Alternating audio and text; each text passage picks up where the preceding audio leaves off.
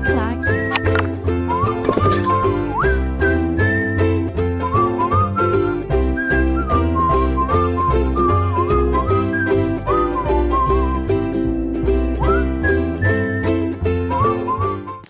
Alô, você concurseiro de todo o Brasil, é um prazer mais uma vez recebê-lo em nossa companhia.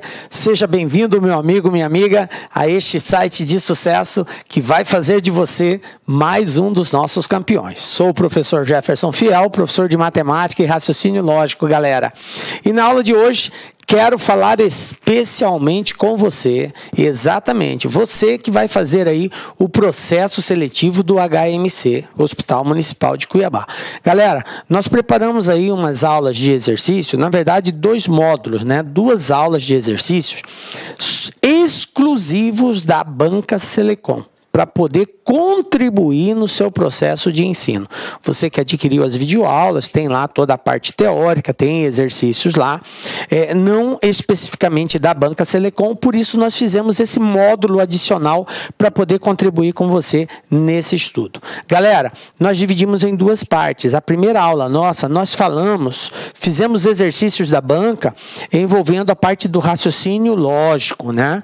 Fizemos lá vários exercícios só da Banca Selecom. Na aula de hoje, nós vamos falar sobre a parte do raciocínio, só que matemático. Então, agora envolve conhecimentos de operações matemáticas. Beleza? Então, vem comigo aí, vamos dar o pontapé inicial com relação a isso. Então, como eu tinha dito na aulinha anterior, nós estamos trabalhando o quê? O raciocínio lógico analítico. Então, aqui envolve aquela parte teórica do raciocínio lógico, né? E envolve também o raciocínio lógico matemático, de acordo com aquilo que está proposto no edital. Então, dentre as propostas do edital, nós destacamos aqui umas que, pela análise que fizemos, são aquelas que aparecem com muita frequência pela Banca Selecom.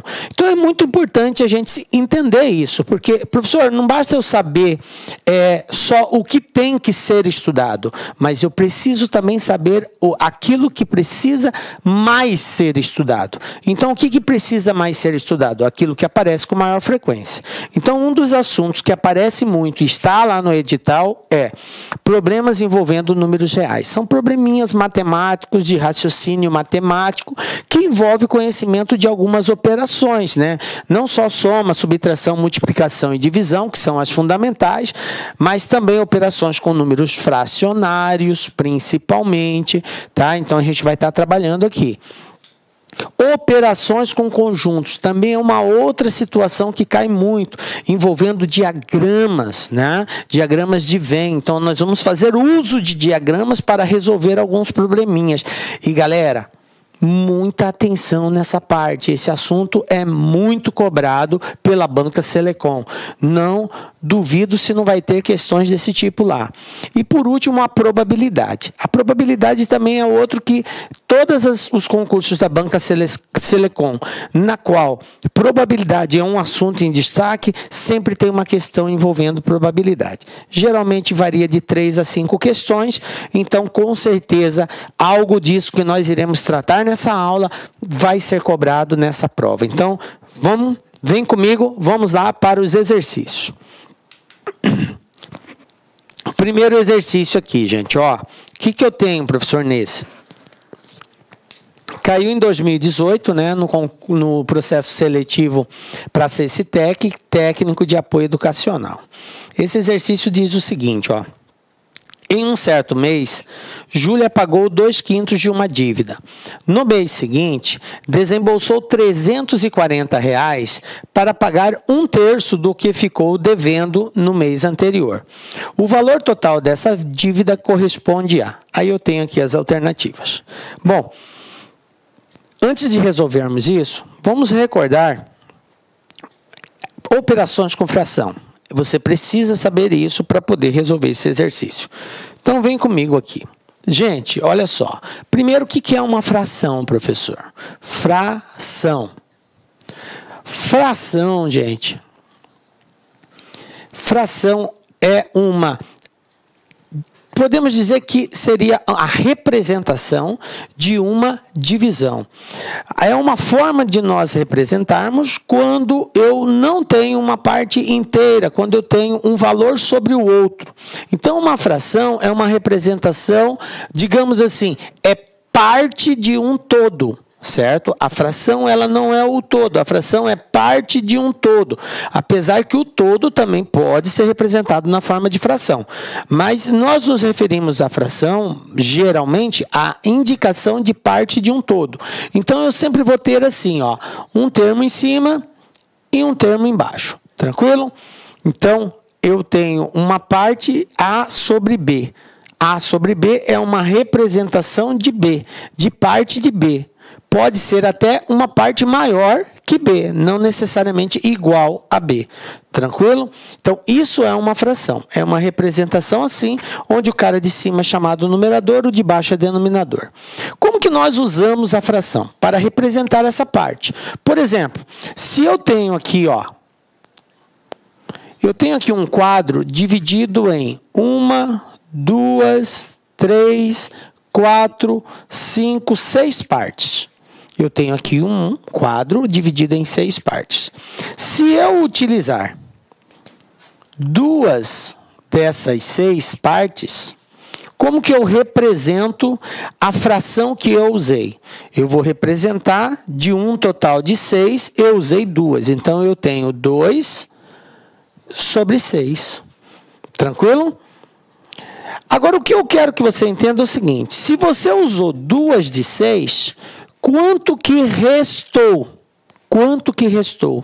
Veja bem, essa palavra, eu usei uma parte do restante. Então, como que eu encontro esse restante, professor?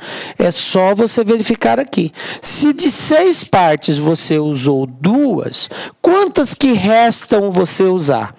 Restam usar 4 de 6 partes. Tranquilo, gente? Observem que sempre o restante é o que falta no de cima para ele ser igual ao de baixo. Então, se você usou 2 de 6, quanto que falta em 2 para ser igual a 6? Faltam 4, professor. Então, o restante é 4/6. Professor, se eu tivesse usado numa outra situação, 1/7. Eu usei 1/7. Quanto que falta? Falta 6/7. Tranquilo? De 1 para 7 faltam 6. Então, se eu usei 1/7, falta 6 sobre 7. Tranquilo? Beleza? Ficou claro isso quando o exercício mencionar do restante. Então, do restante, eu tenho que pegar o de cima e ver o que falta para ele ser igual ao de baixo. É isso que é o restante. Tranquilo? Tudo bem essa parte? Beleza. Bom, uma outra coisa que nós precisamos também saber da fração é como que eu calculo uma parte de uma fração. Veja bem, quando o exercício diz bem assim, foram usados 1/3 do valor. 1/3 do valor. O que é 1/3 de um valor qualquer? De um valor qualquer. Vamos dizer X. De um valor X. Como que eu calculo a fração de algo? Simples, basta nós multiplicarmos essa fração por esse valor que nós temos como referência. Se eu quero encontrar 1/3 de 200, eu vou pegar 1 sobre 3 e multiplicar por 200. Se eu quero encontrar 2/5 de 1000, eu vou pegar 2/5 e multiplicar por 1000. Se eu quero encontrar 3/7 de 400, eu vou pegar 3/7 e multiplicar por 400. Conclusão, eu quero que você entenda que para você encontrar uma fração de um determinado valor, basta multiplicar a fração por esse valor. Tranquilo? Então, por exemplo, 1/3, vamos supor que X vale 180. Então, 1/3 de 180 é 1/3 vezes 180. E para nós encontrarmos uma fração de um determinado valor, eu tenho que multiplicar. Como que eu faço essa multiplicação, professor? Multiplico o cruzado? Não, galera, não. Você só multiplicaria cruzado se aqui fosse uma igualdade. Aí tudo bem, você multiplica cruzado. Embaixo do 180 não tem nada, você coloca 1. Tranquilo? Mas não é uma igualdade. Então, eu não posso multiplicar cruzado. Então, 1/3 vezes 180, como não tem nada embaixo do 180, você coloca 1. Você multiplica sempre assim, o de cima com o de cima, o de baixo com o de baixo. Tá? Numerador com numerador, denominador com denominador. Ou antecedente com antecedente, consequente com consequente. Porque numa fração, o termo de cima é chamado de antecedente e o de baixo, consequente. Então, como preferir? Em cima, embaixo, embaixo. Então, isso aqui vai me dar 180 vezes 1 é 180. 3 vezes 1 são 3. Então, resta agora dividir 180 por 3, que vai me dar como resultado 60. Pronto, está resolvido. Quanto que é 1/3 de 180? 60. Tranquilo? Viram como é simples encontrar uma fração de um determinado valor? O cuidado que você vai ter que tomar é que tem que ser feita uma multiplicação. E ao multiplicar, você vai multiplicar o de cima com o de cima, o de baixo com o de baixo. Se não tiver nenhum valor embaixo, você coloca 1. Professor, e como que eu acho uma fração de outra fração? Beleza, vamos ver agora um caso de fração de outra fração. O procedimento também é bem parecido com esse. Eu quero encontrar 1/3 de 4/5. Como que eu encontro 1/3 de 4/5? 1/3... Eu quero encontrar 1/3 de 4 sobre 5. Beleza, uma fração de outra fração.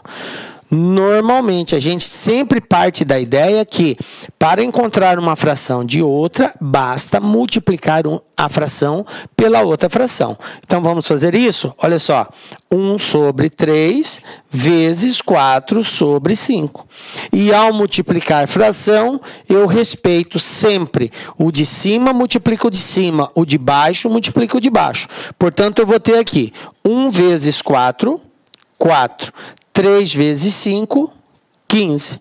Então, 1/3 de 4/5 é 4 sobre 15. Se der para simplificar, você simplifica. Se não der, para aqui. 4 sobre 15 é a resposta. Tranquilo? Um outro exemplo. Vamos encontrar aí 2/3 de 6/7. Vamos fazer isso. Encontrar 2/3 de 6/7. Veja bem, eu tenho aqui, ó, 2/3 vezes 6 sobre 7. Tranquilo? Então, basta multiplicar. Detalhe, gente. Sempre que for possível você simplificar, você pode fazer a simplificação e deve fazer a simplificação. Até porque as alternativas de respostas, elas sempre estarão na forma simplificada. Então, torna-se obrigatório esse procedimento. Beleza. Você pode fazer a simplificação de duas formas. No ato da multiplicação, que seria agora, onde eu vou fazer a multiplicação, ou, após feito a multiplicação, eu inicio o processo de simplificação. Então, uma forma seria essa. Você tem o 6 em cima e tem 3 embaixo, e 6 dá para ser simplificado por 3. 6 por 3 dá 2. Então, aqui ficaria assim, 2 vezes 2, 4, e embaixo sobrou só o 7, porque aqui ficou valendo 1, né? 1 vezes 7, 7. Resposta, 4 sobre 7. Pronto, você fez a simplificação antes de efetuar a multiplicação. A outra forma seria multiplicando. Então, eu tenho, ó, 2/3 vezes 6 sobre 7. Multiplico em cima e multiplico embaixo. Então, 2 vezes 6, 12. 3 vezes 7, 21. 12 sobre 21. Observe que 12 sobre 21 é uma fração escrito na forma redutível, ou seja, ela pode ser reduzida. E o que é reduzir uma fração? É simplificá-la. Então, eu tenho que encontrar um valor que divida tanto de cima quanto de baixo ao mesmo tempo. E esse valor é o 3. 12 dá para dividir por 3, 21 dá para dividir por 3. Ao fazer essa divisão, 12 por 3, 4, 21 por 3, 7. Observem que eu cheguei na mesma resposta anterior. Então, fica aí dois caminhos possíveis de serem tomados. Ou você simplifica antes de efetuar a multiplicação, ou efetua a multiplicação e simplifica no final. Fica a seu critério. Tranquilo? Belezinha? Então, agora a gente já tem aí uma dica dos cuidados que tem que ser tomado quando se trata de fração. Tudo bem, galera? Belezinha? De boa, né, professor? Então, vamos lá, voltando aos exercícios. Então, agora eu tenho aqui a seguinte situação, né? Aí o exercício falou que Júlia pagou 2/5 da dívida. No mês seguinte, desembolsou R$ 340 para pagar 1/3 do que ficou devendo, ou seja, do restante. Ela pagou 2/5, então sobrou uma parte para ser paga.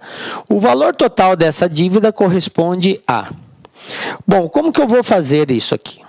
Primeiro, eu tenho que nominar essa dívida, eu tenho que encontrar uma forma de representar essa dívida. Qual é o valor da dívida? Vou colocar bem aqui, ó, a dívida, o valor da dívida vale X. Eu não sei quanto que é essa dívida, então é X reais. Tranquilo? Agora lembram do que a gente acabou de falar de fração. Se ela pagou 2/5, 2 sobre 5, pagou 2/5, 2/5, como que eu represento isso? 2 vezes X sobre 5. 2/5 de X foi o que foi pago, tá? Bom, se ela pagou 2/5, quanto que falta pagar? Qual é o restante? Falta. Lembram como que eu encontro o restante? Basta eu pegar o de cima e ver quanto falta para chegar no de baixo. Isso que é restante. Se ela pagou 2 de 5, falta pagar quanto? 3 de 5. Então, faltam pagar 3x de 5. Por que 3x? Porque é 3 vezes o montante do valor total dividido em 5 partes. É como se eu pegasse a dívida e dividisse ela em 5 partes. O total é x. Eu dividi ela em 5 partes, certo? X sobre 5. Entendeu? Cada uma é x sobre 5, porque foi 5 partes. Aí eu paguei 2, então eu paguei 2x de 5. Ainda faltam 3x de 5. Tranquilo? Onde x é o valor total. Beleza. Então, agora que eu sei que falta pagar isso, o que o exercício diz? Ele falou que no mês seguinte ele desembolsou R$ 340 para pagar 1/3 do que ficou devendo no mês anterior. Quanto que ele ficou devendo? 3x sobre 5. Tá? E desse valor que ele ficou devendo, ele pagou 1/3, que em reais representa 340. Porque ele falou aqui, desembolsou 340 para pagar 1/3.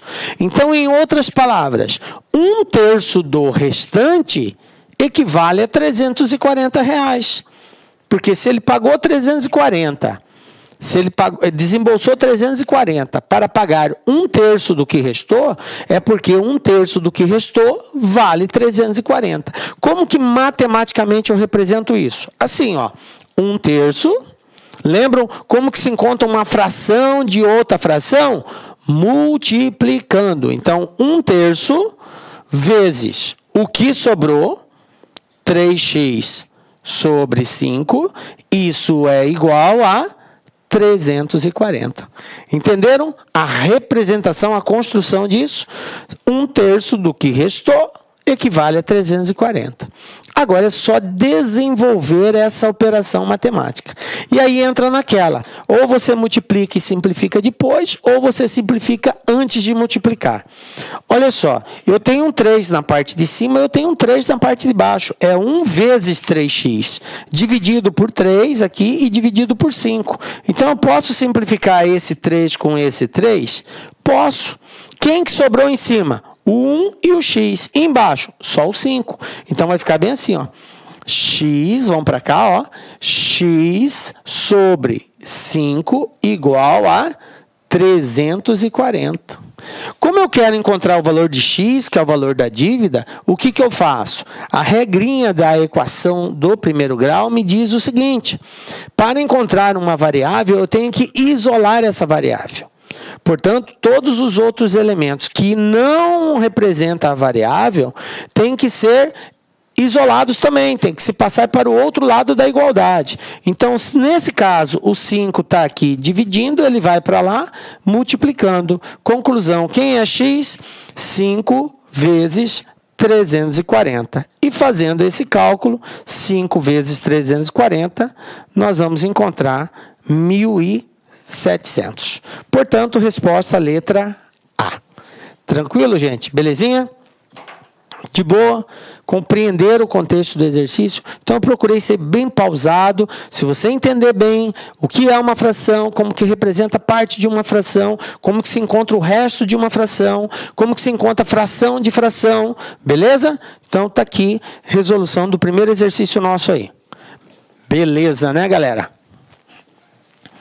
Vamos ver um outro exercício aqui agora, ó.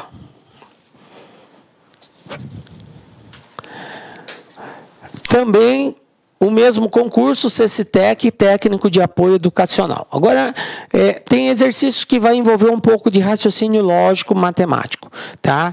Tem coisas que a gente precisa saber para a gente se dar bem. Olha só, João gosta muito de matemática. Por isso, ao ser perguntado sobre o número de sua casa, ele respondeu: é o menor número par positivo de 3 algarismos distintos, sendo que o algarismo das dezenas é igual ao produto dos outros 2. A soma dos 3 algarismos do número da casa de João é... Veja bem, gente, qual é o desafio que nós temos aqui? João disse que o número que representa o numeral que representa o número da sua casa, né? Ele é constituído, ele é um número par positivo de 3 algarismos distintos. Tranquilo? Bom, e que o algarismo da dezena é igual ao produto dos outros 2. Pausa. Nós trabalhamos no sistema de numeração decimal. O sistema de numeração decimal é constituído decimal por 10 algarismos, ok? Que vai do 0 até o 9. Começa 0, 1, 2, até o 9. Então, são 10 algarismos. Essa primeira representação são os algarismos por unidades. Logo após o número 9, o que vai acontecer? Vai começar as composições, 1 com 0, 1 com 1, 1 com 2, e assim vai, a casa do 10, depois do 20, do 30, que são as dezenas. Depois vem as centenas, passou do 99, vem as centenas, que são os números constituídos de 3 valores. Bom, o que eu preciso entender? Que o número ele é constituído por classe e por ordem, ok? Então, eu tenho classes e ordem. Lembram lá? O que é uma classe, professor? A classe, nós temos como primeira classe, a classe das unidades. O que é a classe das unidades? Cada classe, gente, cada classe, ela é constituída por 3 ordens. 3 ordens. Eu tenho a ordem da unidade, eu tenho a ordem da dezena e eu tenho a ordem da centena. Desculpa, mudei a ordem aqui. Unidade, dezena e centena. Essa é a primeira classe. Primeira classe. Eu tenho 3 algarismos na Constituição. O primeiro representa a centena, o do meio representa a dezena, o segundo representa a unidade. Bom, mas eu não tenho só uma classe, eu tenho mais de uma classe? Eu tenho a segunda classe. A segunda classe, ela é chamada de classe do milhar. Aqui, além dessas 3, vai aparecer mais outras 3. Eu terei essas 3, que é a unidade, a classe da unidade, centena, dezena e unidade. Além disso, eu acrescento mais 3, que seria a unidade de milhar, a dezena de milhar e a centena de milhar. Eu tenho mais 3. Além dessa segunda classe, tem outra classe? Tem a terceira classe. E assim vai, gente. Qual é a terceira classe? É de milhão. Agora, além dessas 3, dessas 6 que eu já citei, as 3 primeiras, que é das unidades, as outras 3 segundas, que seria do milhar, eu vou ter mais 3, que é a unidade de milhão, a dezena de milhão e a centena de milhão também. E assim eu formo a terceira classe.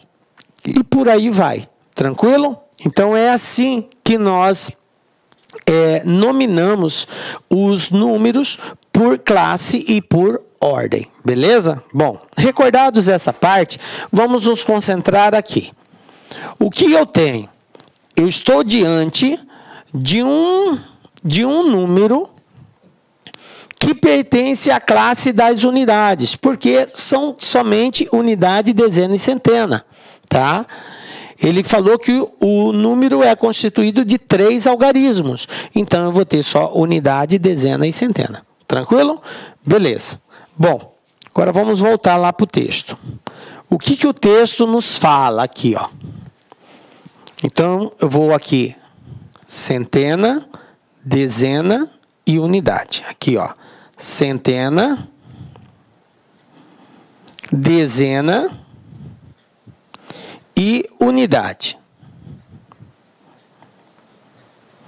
O exercício disse o seguinte, que esse número constituído por 3 algarismos, ele é um número par e positivo, gente. Em que situação eu tenho um número par? Quando que o número é par? O número é par quando ele é terminado em 0, 2, 4, 6 e 8. Tranquilo? Todo número terminado em 0, 2, 4, 6 e 8 é um número par. Conclusão. Os possíveis valores para esta última casa seria 0, 2, 4, 6 e 8. Não pode ser 1, não pode ser 3, nem 5, nem 7, nem 9. Por quê? Porque se for um desses, 1, 3, 5, 7 ou 9, o número passa a ser ímpar. E ele falou que é um número par. Tranquilo? Então eu já tenho esta situação. O que mais que ele disse? Que são algarismos distintos. A palavra distinto quer dizer o quê, professor? Quer dizer que eu não posso repetir o mesmo algarismo. Uma vez colocado um algarismo numa posição, eu não posso repeti-lo em outra. Tranquilo, então todos os 3 têm que serem diferentes. Beleza. Sendo que o algarismo das dezenas, quem é o algarismo da dezena? É o cara que está aqui no meio, ó. Esse é o algarismo da dezena, o do meio, unidade na direita, dezena no meio, centena à esquerda. Tranquilo, professor. É igual ao Produto. Professor, o que quer dizer produto? Produto é multiplicação. Então, eu tenho que multiplicar uma coisa pela outra. Então, é igual ao produto dos outros dois. Quem são os outros dois, professor? A unidade e a centena, porque são 3 algarismos. Então, ele falou que o algarismo da dezena, que é o central aqui, é igual à multiplicação da unidade pela centena. Tranquilo? Então, ao multiplicar esses dois valores, tem que ser igual ao cara que tiver aqui no meio. Beleza? Bom, a soma dos 3 algarismos do número da casa de João é... Então, eu preciso descobrir qual é esse algarismo, qual é esse número, e aí eu somo os 3 algarismos que constituem esse número. Agora, vamos pensar aqui o seguinte. Eu sei que o número é par. Se ele é par, o que pode acontecer aqui? Pode ser 0, pode ser 2, 4, 6 e 8. Na centena, ele falou que é o menor número, ele respondeu que é o menor número par positivo. É o menor, porque eu posso ter outros números que satisfaçam esta condição, mas ele quer o menor. Beleza. Aqui pode ser 1, eu posso começar com 1 aqui? Posso começar dizendo que a casa dele é 100 e alguma coisa? Não posso. Professor, por que eu não posso usar o 1 aqui? Pelo seguinte, gente. Porque 1, ele é o elemento neutro na multiplicação. Todo número multiplicado por 1 é igual a ele mesmo. Então, por exemplo, se eu colocar 1 aqui e aqui for 2, o que vai acontecer? Quanto que é 2 vezes 1? 2 vezes 1 é 2. E ele falou que esse cara aqui é igual ao produto desses dois. Então, 2 vezes 1, 2. E isso aqui não pode acontecer. Por que não pode acontecer? Porque ele falou que os algarismos têm que serem distintos. Então, não pode acontecer isso aqui. São iguais, 2 e 2. Está errado. Então, o 1 vai ser um elemento descartado por conta de que todo número multiplicado por 1 é ele mesmo. E aí eu não vou ter números distintos. Então, eu já descarto a possibilidade daqui ser 1. Bom, se não é 1, pode ser 2. Como é o menor número, então eu vou tentar com 2 agora. Se aqui for 2, beleza. Vamos testar as possibilidades. Aqui no final, nós já identificamos que por ser par, ou é 0, ou é 2, ou é 4, ou é 6, ou é 8. 0 não pode ser. Por quê? Porque 2 vezes 0 é 0. Aí vai repetir o algarismo. Não pode repetir. Então, o 0 está descartado. 2 também não pode ser. Por que não pode ser o 2? Porque se eu colocar o 2 aqui, eu já tenho 2 aqui. Eu estou repetindo o algarismo. Então, não pode ser o 2. Então, descarto essa possibilidade. Então, vou para o próximo. Como é o menor, então eu estou começando do menor para o maior. Qual que seria o próximo aqui? 4. Então, vou colocar o 4 aqui. 4. É um número par? É um número par. Agora, eu tenho que verificar se vai existir uma dezena compatível aqui. 2 vezes 4, quanto que dá? 8. 8. Beleza. Isso aqui é um número par? É um número par. Foi o menor que eu consegui formar? Sim, foi o menor que eu consegui formar. Porque eu tentei primeiro 0, não deu. O 2 não é possível, porque repete algarismo. E aí o 4 deu certo. Professor, poderia ser o 6? Não. Por que não poderia ser o 6? Se você colocar 6 aqui, 2 vezes 6 é 12. Aí aqui deixaria de ser um número com 3 algarismos. Eu passaria a ter números maiores, tá? Com mais algarismos. Ok? Então, não posso trabalhar com essa ideia aqui. Tá?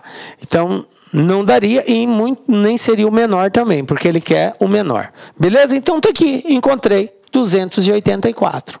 Pronto. Teria outras possibilidades, professor? Teria. Por exemplo, olha só, vou fazer um outro aqui, ó. Com 3. Se você colocar o 3 aqui, daria certo? Daria. Vou colocar o 2 aqui. 2 é par. Quanto que é 3 vezes 2? 6, 362. Está aí, ó.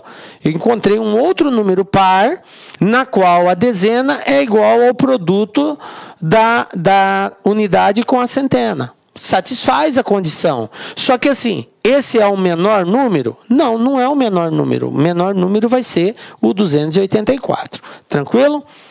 Beleza, né, gente? Então, olha só. Feito isso, o que ele pede? A soma dos 3 algarismos. 2 mais 8 mais 4. 2 mais 8, 10. 10 mais 4, 14. Então, resposta, letra D. Tranquilo? Belezinha? De boa, né? Então é isso, galera. Ó, um exercício que exige aí uma interpretação bem apurada, um conhecimento de ordem e classe dos números, né? Eu preciso ter essa compreensão para saber o que é uma dezena, o que é uma unidade, o que é uma centena, que um número de 3 algarismos pertence à primeira classe, né, dos números, que é a unidade, dezena e centena, e aí eu posiciono cada um no seu devido lugar. Beleza? Vamos para o outro. Olha aqui. Prefeitura de Cuiabá, técnico nível superior, administrador. Também mais um exercício de interpretação, de raciocínio, envolvendo probleminhas com os números reais, ok? Maria resolveu uma lista com X exercícios em 3 dias. No primeiro dia, resolveu metade dos exercícios e mais um dos exercícios. No segundo dia, resolveu metade dos exercícios restantes e mais um. Finalmente, no terceiro dia, resolveu os 5 exercícios que ainda restavam para terminar a lista. A soma dos algarismos do número X é... Então, vamos lá. O que eu preciso saber? Primeiro, qual é esse número X? E esse número X é o quê? A quantidade de exercícios. Então, total de exercícios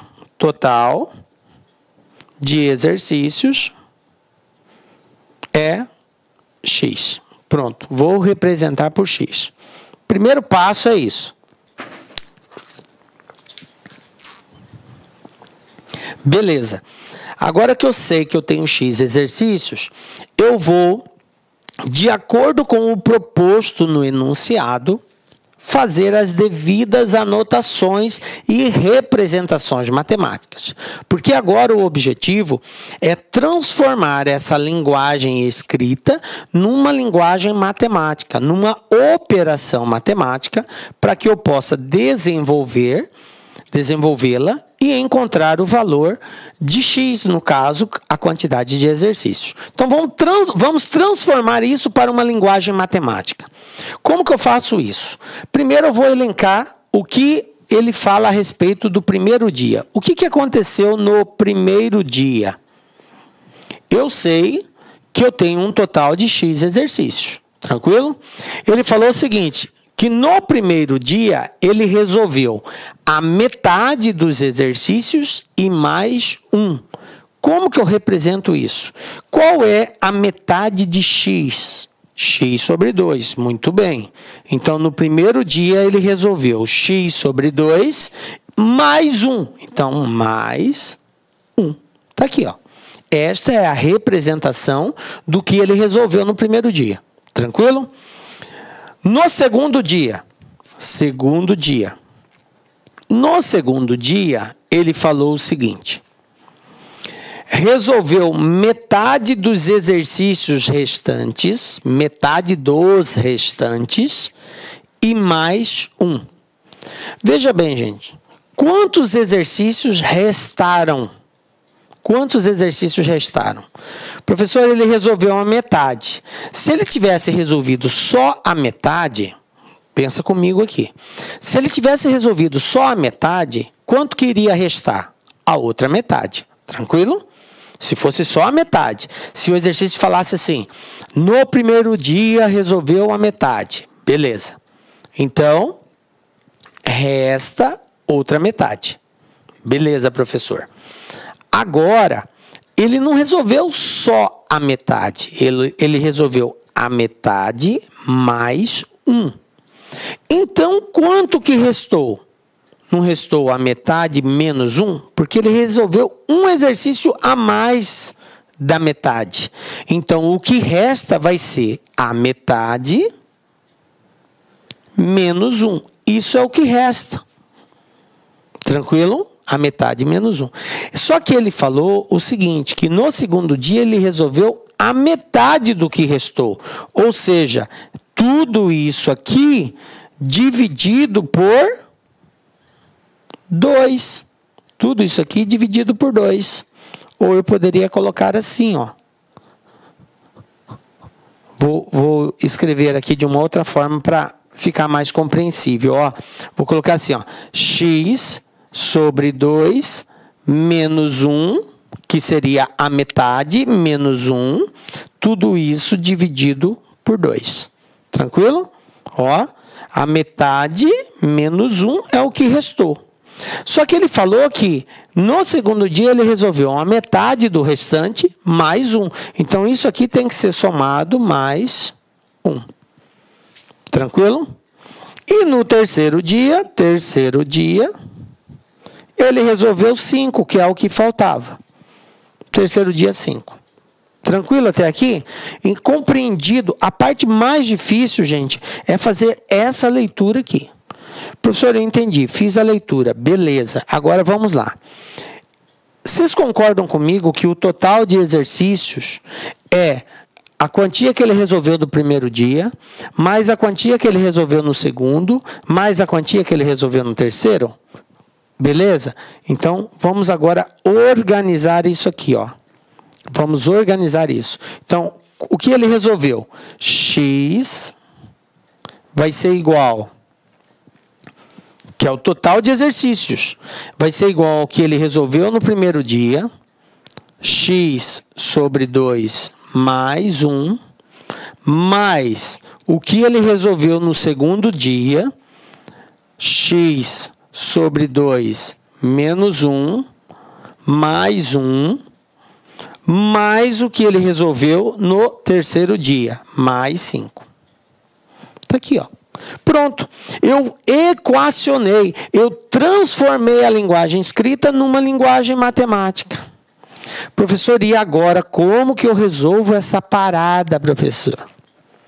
Veja bem, a forma tradicional de fazer isso seria tirando o MMC, tira o MMC e tal, e aí vai somando, e aqui eu vou ter que tirar MMC 2 vezes, porque eu tenho aqui uma fração, isso aqui está dividido por 2, ó, faltou aqui ainda, ó, dividido por 2. Eu tenho 2 vezes, eu tenho uma fração e outra fração embaixo. Então isso aqui teria que tirar um MMC, depois tirar outro MMC. Professor, vai dar trabalho pra caramba. Vai. Matematicamente, você teria que ter uma habilidade muito boa para mexer com isso. Porém, nós aqui da LAC estamos para te ajudar. E aí vai uma dica bem bacana para facilitar a sua vida aqui. Veja bem, verifique qual é o número que está no denominador. Observe que eu tenho 2 no denominador aqui e 2 no denominador aqui. Os demais é 1, certo? Então, se o denominador é 2... se eu tenho 2 dividindo, como que eu faço esse 2 desaparecer da divisão? Multiplicando por 2. A multiplicação é a operação inversa da divisão. Então, para desaparecer com um denominador, basta eu multiplicar pelo mesmo valor que está no denominador, ou por um valor proporcional a ele. Tranquilo? Então, veja bem. Como aqui é 2 e aqui é 2, se eu multiplicar por 2, eu vou desaparecer com esse 2. Mas, professor, eu posso ir multiplicando assim, sem mais nem menos, só multiplicar, acabou, não vai alterar o resultado? Não. Na resolução de uma equação, nós aprendemos que em uma equação matemática, que é uma sentença de adição, subtração, multiplicação, divisão, composta por uma variável, que no caso aqui é a letra x, e que contém um sinal de igualdade, isso é uma equação. Em qualquer equação, eu posso aplicar qualquer operação matemática. Eu posso somar, eu posso subtrair, multiplicar, dividir, potência, raiz, beleza? Posso calcular o logaritmo, enfim, eu posso usar qualquer operação matemática. Qual é a condição para que eu faça esta operação? A condição é, Tudo que você fizer de um lado da igualdade, você tem que repetir do outro. Se você somar de um lado da igualdade, você soma do outro. Se você subtrair, você subtrai do outro o mesmo valor. Se você multiplicar ou dividir de um lado, você tem que multiplicar ou dividir do outro. Então, desde que você faça a mesma ação de um lado e do outro, não altera o resultado final desta equação. Beleza?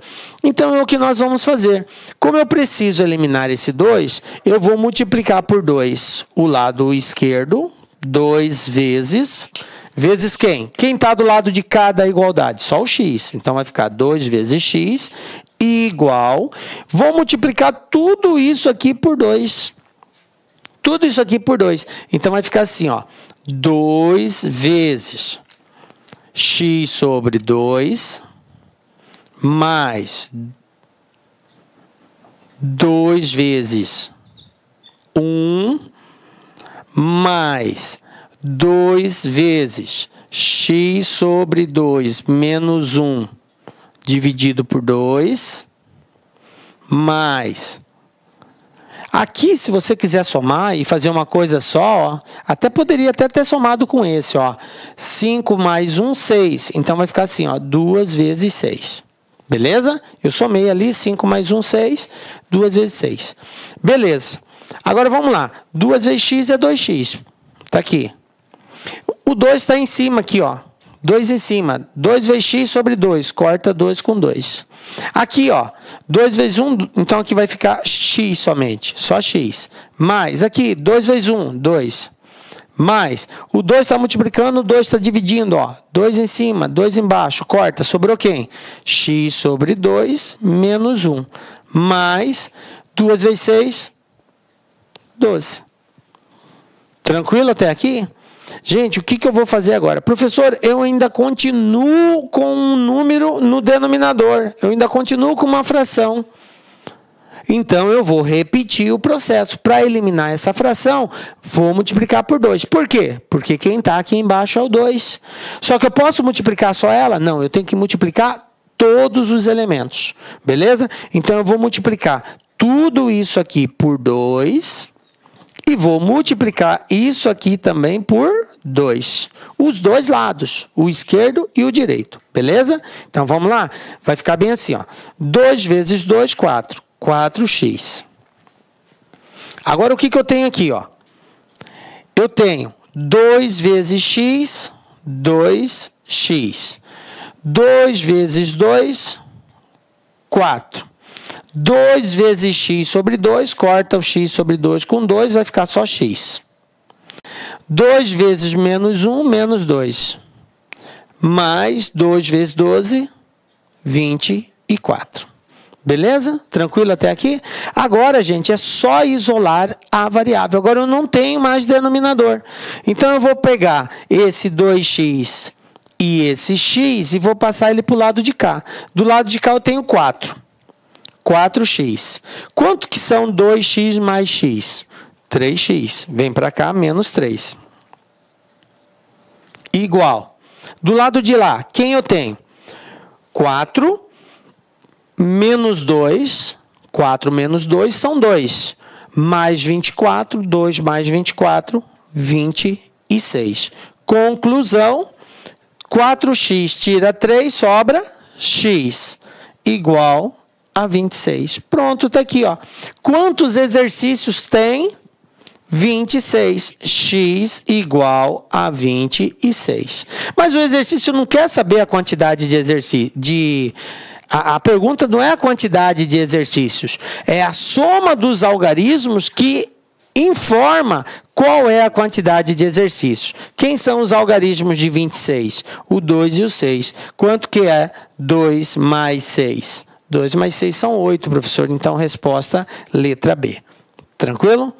É um exercício assim um pouco trabalhoso da ótica do desenvolvimento, porque exige esse conhecimento de fração. E a dica é essa: ao invés de ficar tirando MMC, coisas desse tipo, verifica qual é o denominador e multiplica toda a equação por esse denominador. E assim, mesmo que você tenha que repetir esse processo 2, 3 vezes, ele acaba sendo um processo mais seguro do que você usar aqueles recursos de tirar MMC e tal. Vai te dar muito mais trabalho. Beleza? Então fica aí a dica. Tranquilo? Está resolvido o exercício.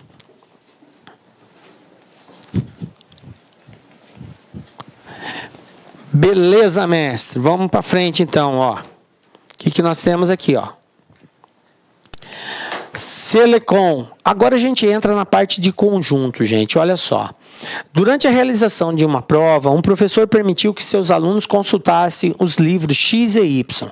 Ao final da prova, verificou que 17 alunos consultam X, 12 consultam Y, 5 consultam ambos e 9 não consultam nenhum. A quantidade de alunos que fizeram essa prova é... Nós estamos diante agora de um exercício que envolve conhecimento de operações com conjuntos. Quando envolve conjuntos, a forma mais recomendada de se fazer é através de diagramas. Então, eu vou usar diagramas para representar a quantidade de alunos que leram um determinado livro ou os que leram o outro livro. A representação através de diagrama, ela ocorre através do uso de uma figura geométrica, que é chamado de diagrama de Venn. Venn foi um matemático que pegou figuras geométricas para representar um determinado conjunto. Então, como eu tenho aqui o conjunto das pessoas que leram o livro X e o conjunto das pessoas que leram o livro Y, então eu tenho que fazer dois diagramas. A quantidade de variáveis é a quantidade de diagramas. E as variáveis são os livros que foram lidos, no caso X e Y. Então, eu vou construir dois círculos. Por que dois? Porque eu tenho duas variáveis, o livro X e o livro Y. Vou identificá-los, X e Y. Professor, por que o senhor colocou eles entrelaçados? Porque existe uma região em que pessoas leram os dois ao mesmo tempo, que é exatamente aqui, nessa parte da intersecção entre os dois círculos. Quem pode ficar aqui? Quem leu o livro X e o livro Y ao mesmo tempo. Quem pode ficar aqui? E quem pode ficar aqui? Para você entender melhor, eu vou chamar aqui de posição A, aqui de posição B e aqui de posição C. Porque é muito importante nós entendermos o que representa cada uma dessas posições aqui. Na posição A, só pode ficar a quantidade de pessoas que leram somente o livro X. Na posição A, quem estiver aqui só leu o X, não leu o Y. Na posição C, só pode ficar a quantidade que representa aqueles que leram somente o livro Y. Só Y, na posição C. E na posição B, só pode ficar aqueles que leram ambos, os dois livros, X e Y. Tranquilo? E fora desses dois, eu vou colocar, que no caso aqui, na posição D, eu vou colocar aqueles que não leram nem o X e nem o Y. Estão fora desse círculo. Tranquilo? Entenderam o que quer dizer cada uma das posições? Beleza. Agora, gente, o segredo é você começar sempre pela intersecção, tá? Sempre pela parte central, pelo meio. Ou seja, aqueles que leram ambos. Esse é o segredo. E eu tenho essa quantidade? Tenho aqui, ó, 5 alunos. 5 alunos leram ambos, então tá aqui. Pronto. Aí ele falou o seguinte: 17 alunos consultaram o livro X. Gente, eu não posso colocar 17 aqui no lugar do A. Por quê? Porque A é a quantidade que consultou somente o X. E aqui ele falou, 17 consultaram o X. Não disse consultaram somente o X. Se ele dissesse somente o X, aí seria aqui. Mas ele falou o X. E o X, gente, é tudo que está dentro da bolinha do X. Então, ele está dizendo que dentro dessa bolinha do X, do círculo do X, tem que ter 17 pessoas. Eu já tenho 5. Faltam quanto? Faltam 12. Ah, professor, isso mesmo, tem que descontar. 12 alunos consultaram o livro Y. Quer dizer que dentro da bolinha do Y tem que ter 12 pessoas. Eu já tenho 5. Faltam 7. 9 alunos consultaram nenhum dos livros. Nenhum, então foge dessas duas. Então 9 está aqui fora. Quantos alunos fizeram a prova? É só somar. 12 mais 5, 17. 17 mais 7, 24. 24 mais 9, 33. Resposta letra B. Pronto, está resolvido o exercício. Tranquilo? Belezinha? Então é isso aí, gente. Diagrama, a gente tem que partir desse princípio. Vamos fazer mais um diagrama aí, ó. Em um grupo com 42 pessoas em que todas falam inglês ou espanhol, sabe-se que o número de pessoas que falam inglês, mas não falam espanhol, é igual ao dobro do número de pessoas que falam inglês e espanhol. O número de pessoas que falam espanhol é igual ao dobro do número de pessoas que falam apenas inglês. O número de pessoas que falam somente um desses idiomas é. Também a saída é a construção de diagramas. Vamos lá? Eu tenho que construir quantos diagramas, professor? 2. Por que 2 diagramas? Porque eu tenho 2 variáveis. Os que falam inglês e os que falam espanhol. Tranquilo? Bom, posição A. Quem é a posição A? Quem fala só inglês, apenas inglês. Posição B, quem fala inglês e espanhol, fala as duas. Então, quando eu digo inglês e espanhol, o E quer dizer que é ambas ao mesmo tempo. E na posição C, é os que falam somente espanhol, ok? Beleza, então eu tenho aqui as 3 posições. Eu não sei. Mas ele fala o seguinte, a primeira informação é o número de pessoas que falam inglês, mas não falam espanhol. Quem fala inglês e não fala espanhol? Posição A. Aqui é só inglês, ou seja, fala inglês e não fala espanhol. É igual ao dobro do número de pessoas que falam inglês e espanhol. Inglês e espanhol é aqui no meio. Falam as duas. Eu sei quanto que tem aqui? Não sei. Então, vou representar por X. Tranquilo? X. Beleza. Ele falou que quem fala só inglês é o dobro do que fala inglês e espanhol. Então, aqui vai ser 2x. É o dobro. Tranquilo? Aí, aqui na informação secundária, ele diz o número de pessoas que falam espanhol, ou seja, dentro da bolinha do espanhol. Isso aqui. O número de pessoas que falam espanhol é igual ao dobro do número de pessoas que falam apenas inglês. Apenas inglês está aqui, ó, é o A. O número que fala espanhol é igual ao dobro desse valor. Qual é esse valor? 2x. Qual é o dobro de 2x? 4x. Quer dizer que dentro do espanhol eu tenho que ter 4x. Quantos x eu já tenho dentro do espanhol? Olha aqui, eu já tenho 1. Para 4 faltam 3. Conclusão, 3x fala somente espanhol. Beleza? Aí, como o grupo é um total de 42 pessoas, a soma disso tem que dar 42. Portanto, ó, 2x mais 3x igual a 42. 2 mais 1, 3. 3 mais 3, 6. Igual a 42. 42 dividido por 6. X igual a 7. Pronto. Encontrei o valor de x. Mas a pergunta é, o número de pessoas que falam somente um desses idiomas, ou seja, somente inglês ou somente espanhol.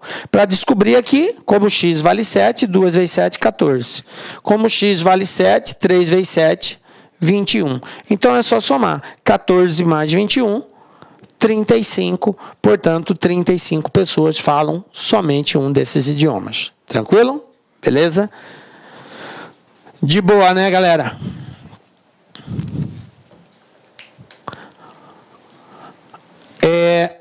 que eu tenho aqui agora? Um grupo de 250 profissionais, 40 são engenheiros, 75 têm mestrado e 5 são engenheiros e têm mestrado. A quantidade de profissionais desse grupo que não tem mestrado e que não são engenheiros corresponde a... Mesma situação, gente. Olha só, 2 diagramas, engenheiros e mestrados. Engenheiros e mestrados. Então, tem engenheiro que tem mestrado, tem engenheiro que não tem mestrado. Aqui é só engenheiro, aqui é engenheiro com mestrado e aqui seria só mestrado. O grupo é de 250 pessoas, 40 são engenheiros. Desses, 75 têm mestrado. Tá? Desse grupo de 250 profissionais, 75 têm mestrado e 5 são engenheiros, ok? Então aqui, ó, mestrado e engenheiro, eu tenho 5 pessoas, tá? A quantidade de profissionais desse grupo que não tem mestrado e que não são engenheiros corresponde a... Bom, veja bem, gente, ó, ele falou que 75 pessoas têm mestrado. O total do grupo é 250. Beleza? Se 75 pessoas têm mestrado, dentro do círculo do mestrado tem que ter 75 pessoas. Tá? Como 5 são engenheiros, então eu vou ter 5 aqui e aqui vai ser 70. Beleza? Bom, como eu tenho um total de 40 engenheiros, tá? Dentro da bolinha do engenheiro tem que ter 40 pessoas. Eu já tenho 5, faltam 35. A pergunta é: a quantidade de profissionais desse grupo que não tem mestrado e que não são engenheiros. Então, olha só, além de não ter mestrado, não pode ser engenheiro. Olha, ele pergunta a quantidade que não tem mestrado e que não são engenheiros. Então, veja bem, primeiro, de 250 pessoas, eu vou tirar aqui esse total que tem mestrado, 75. 250 tira 75, vai dar 175. Aí, de 175, eu vou ter que tirar o quê? Os que são engenheiros, porque ele falou que não pode ser nem engenheiro e nem ter mestrado, tá? Então, que não são engenheiros, 35. Então, desses 175 que não tem mestrado, eu tenho aqui 35 que não são engenheiros. Então, isso vai me dar um total de 140 profissionais. Resposta letra D. Pronto, está resolvido o exercício. Belezinha? Então, tranquilo, vocês observem que, na medida que você domina o diagrama, você faz com bastante agilidade tudo isso aqui. Tranquilo? Pessoal, para a gente entrar agora na etapa final, para nós encerrarmos, eu quero falar de probabilidade. Probabilidade, você precisa ir para o concurso, pelo menos entendendo essa parte básica da probabilidade aqui. Qual é a parte básica da probabilidade, gente? É o conceito dela. O que é probabilidade? Número de elementos de um evento dividido pelo total de elementos disponível para você agrupar, ok?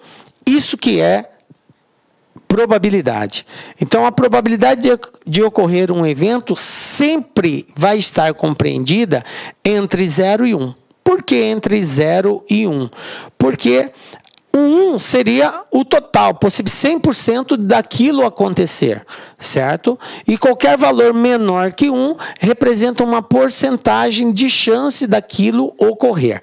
Tranquilo? Então, eu tenho um determinado evento A, né?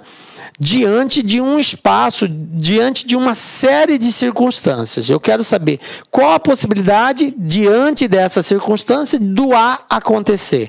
É o total de elementos que representa esse A, dividido pelo total de elementos possíveis, porque tudo aquilo pode acontecer. Qual a possibilidade de eu sortear um número de 1 a 50, que ele seja que ele comece com 2, ou seja, esteja na casa do 20.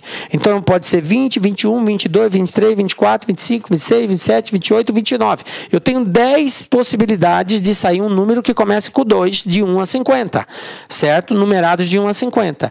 Então, eu tenho 10, seria o meu A, número de elementos do evento, que é aquilo que eu quero, certo? Que comece com 2, dividido por quem? Por 50, porque pode sair qualquer um dos 50. Então, isso que é probabilidade. É número de elementos de um evento que é possível, que é o evento em destaque, dividido pelo total de possibilidades que pode acontecer. Tranquilo? Diante disso, galera, a gente consegue fazer agora os exercícios. O primeiro exercício aqui é o seguinte, ó. Na tabela abaixo mostra o número de homens e mulheres inscritos em um concurso público, em que são oferecidos os cargos X e Y. Está aqui o quadro. Sorteando-se ao acaso um desses candidatos, a probabilidade de que seja uma mulher disputando o cargo Y é igual a... Então, o que ele quer saber? Probabilidade de ser uma mulher ocupando o cargo Y. Então, número de elementos do evento, que no caso aqui, 72. Porque eu tenho 72 mulheres concorrendo ao cargo Y. Beleza? Número de elementos do espaço amostral, é o total de pessoas que tem aqui. Então, se eu somar 96 mais 84 mais 120 mais 72, eu vou encontrar aqui 372. Beleza. Então, qual a probabilidade de ser uma mulher? A probabilidade do evento A ocorrer vai ser o número de elementos de A dividido pelo número de elementos do espaço amostral. E fazendo essa fração, não tem aqui, professor. Não tem. Você tem que simplificar.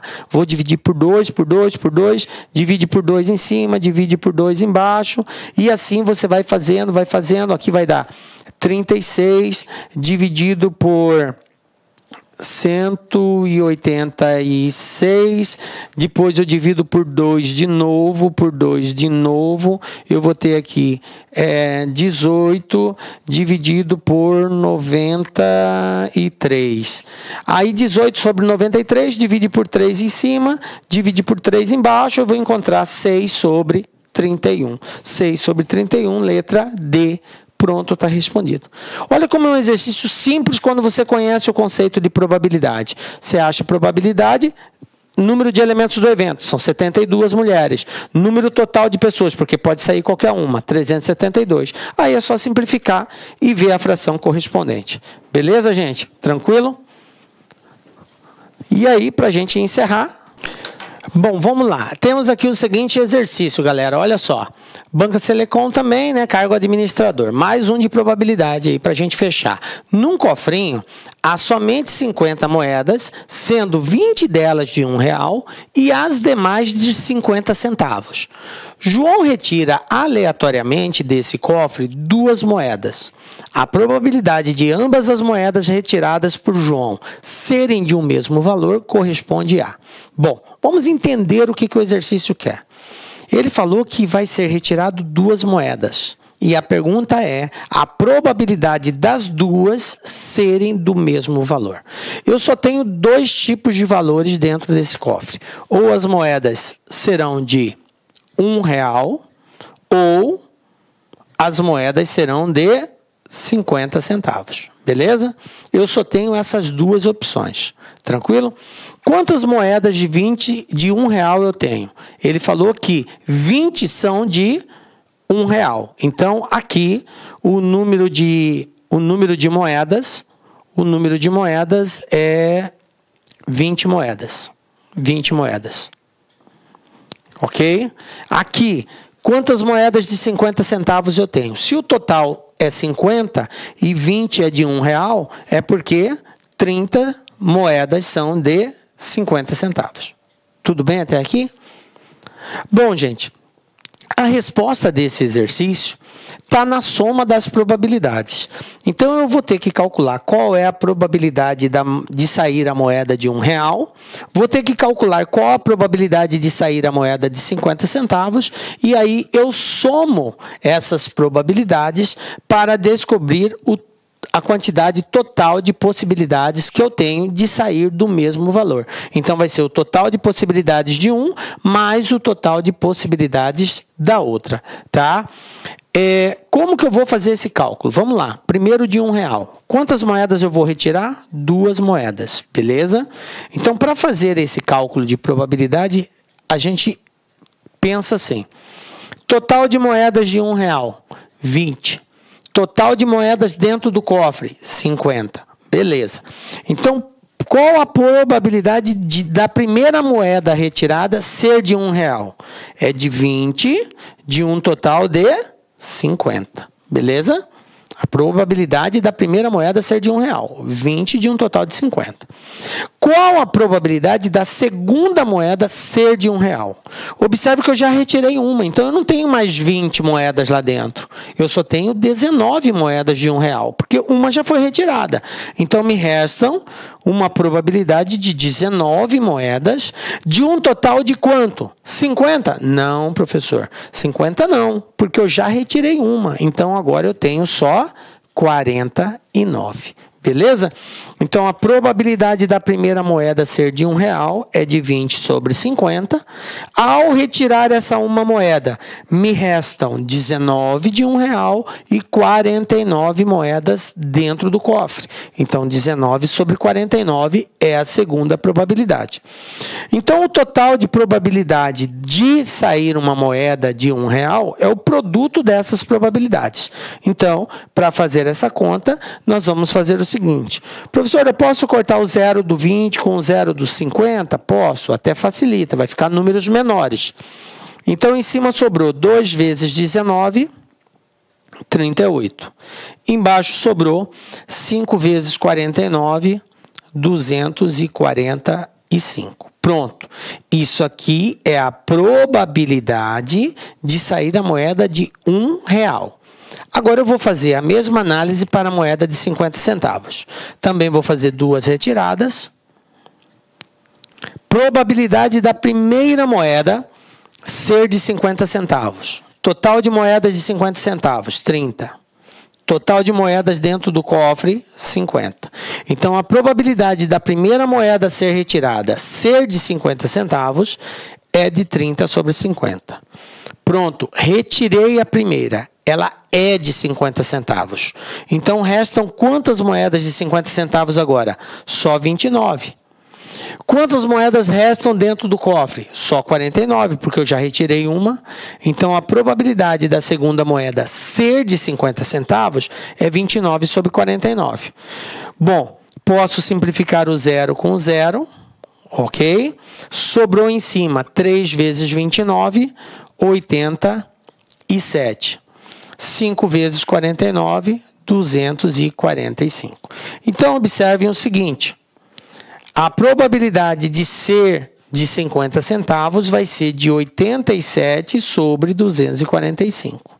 Agora, para nós encontrarmos a probabilidade de sair moeda do mesmo valor, é só somar esses valores. Então, eu tenho aqui, ó, 38 sobre 245 mais 87 sobre 245. E para fazer essa soma, gente, de fração, quando o denominador é igual, é muito simples. Conserva-se o denominador, 245, e soma o numerador. 38 mais 87, 125. Professor, não tem essa resposta lá. É óbvio, eu tenho que simplificar isso daqui para poder encontrar essa resposta. Então, para simplificar, é só dividir em cima e embaixo pelo mesmo valor. Então, nesse caso aqui é o número 5.